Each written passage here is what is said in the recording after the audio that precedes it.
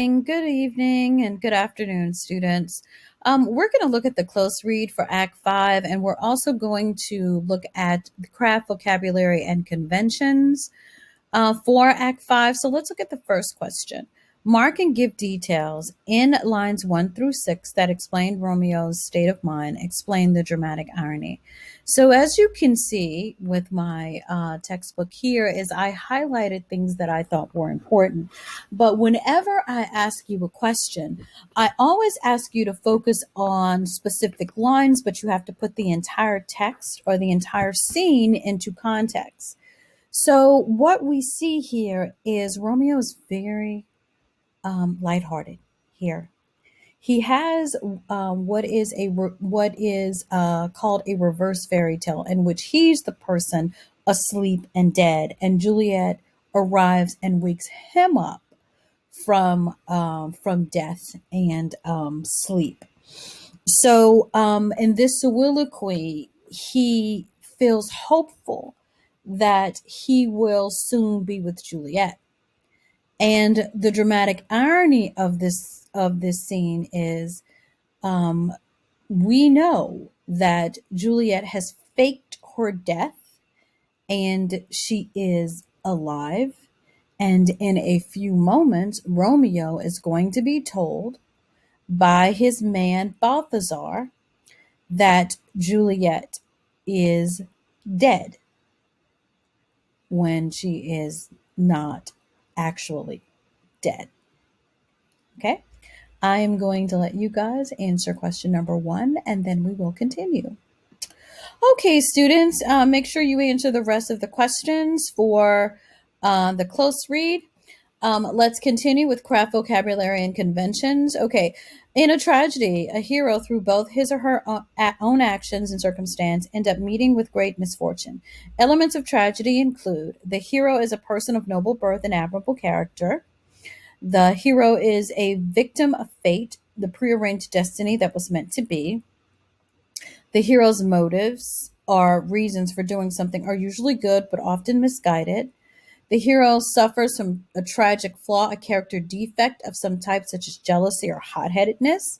The tragic flaw inevitably leads to the hero's downfall. Okay, so what you're going to do is you're going to fill in the chart and describe each element of tragedy for Romeo and Juliet. Now, a few things to go over with you. Noble birth. When we're talking about noble birth, we're talking about class here. So one of the things you need to understand is Romeo, the Capulets and the Montagues, these are aristocratic families. Okay? So sort of remember that. When we're talking about noble character, we are talking about the person's character. Do they know right from wrong?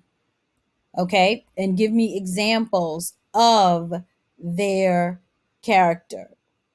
Okay? And of course, the tragic flaw is what leads to their downfall. And of course, the one I did for you, we're going to look at fate.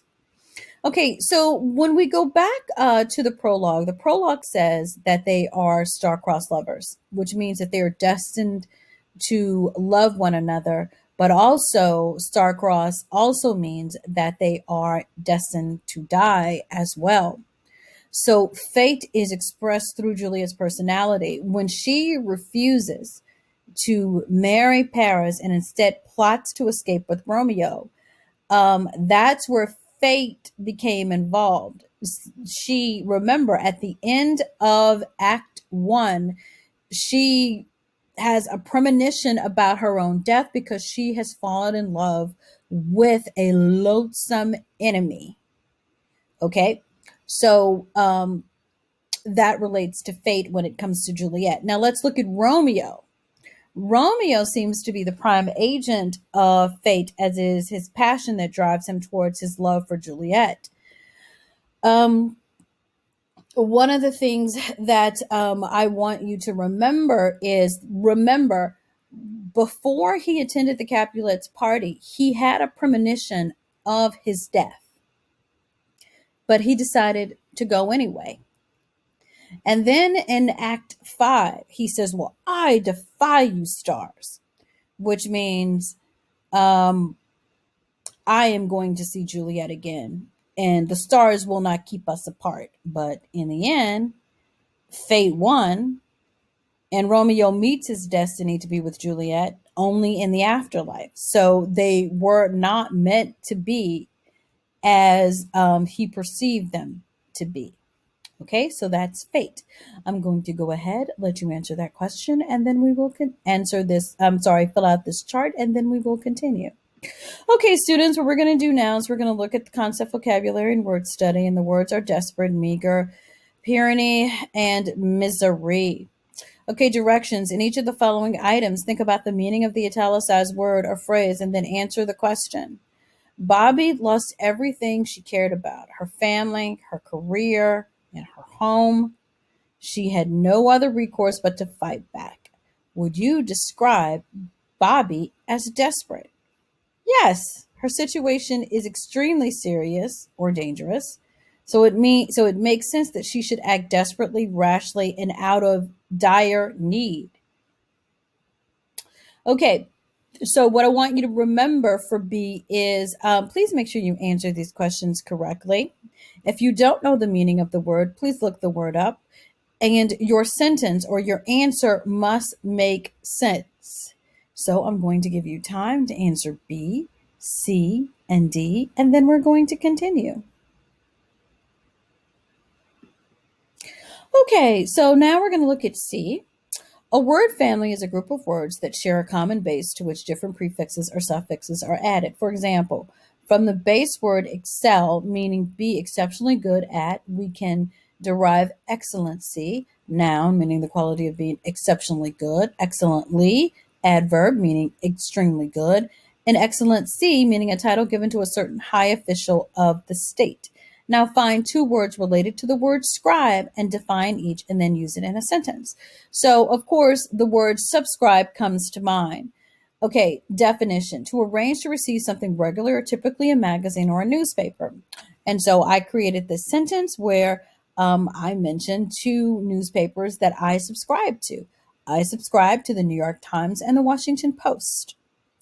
Okay, so what I'm going to let you guys do is find the next word or find two words if you like, find the definition and create a sentence with that word. And please remember that your sentence must make sense. Okay, go ahead. Okay, students, we're back and we're going to look at the next section, which is conventions. The literary device known as parallelism can be described as the use of sentence components that are the same or similar in terms of grammatical structure, sound, meaning, or rhythm. Parallelism adds balance and coherency to sentences, giving ideas a smoother flow. Moreover, because of repetition it uses, it can be effective as a tool of persuasion. Sounds familiar?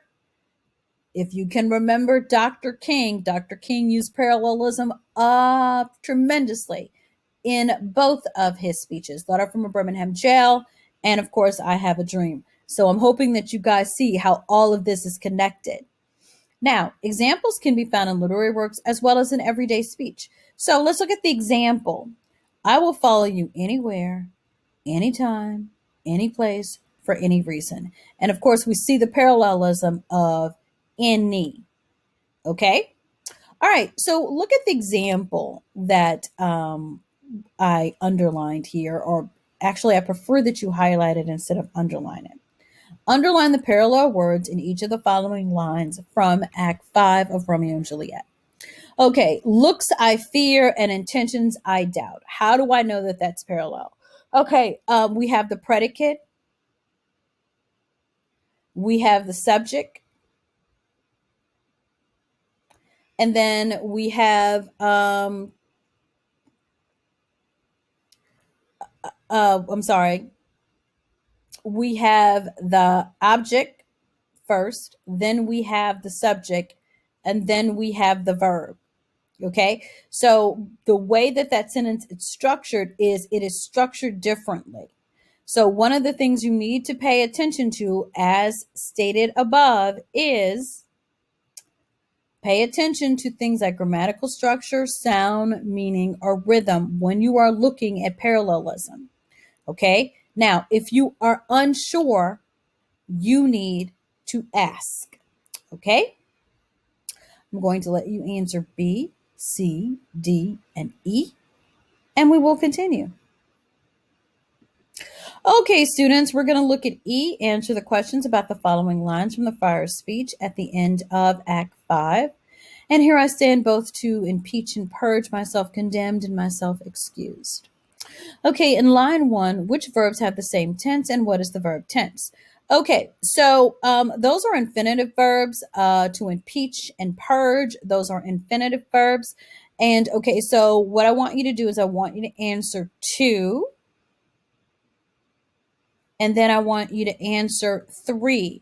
Now, Ms. Collins, what do they mean by the effect? Okay, well, if you go back up front, there is a reason why the friar is saying these things at this particular section of the text. Tell me why the friar said, and here I stand, both to impeach and purge myself condemned and myself excused. Why did he say that? I'm going to let you answer that question, and then we will continue.